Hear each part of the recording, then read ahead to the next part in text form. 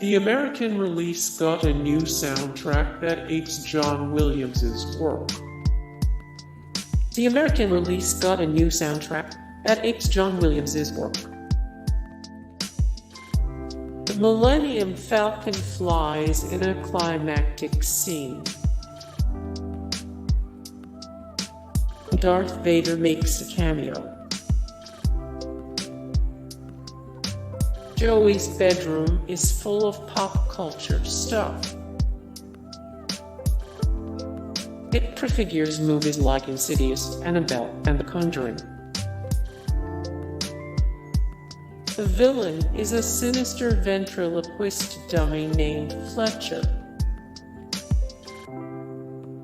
It plays like Steven Spielberg's greatest hits. The German and English versions are very different. It was filmed in West Germany but made for American audiences.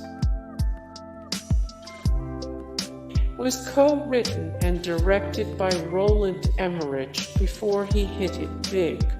Hey guys, thank you so much for the support and likes and comments down below, and also thank you so much for watching, and I look forward to see you in the next video. Then take care, bye.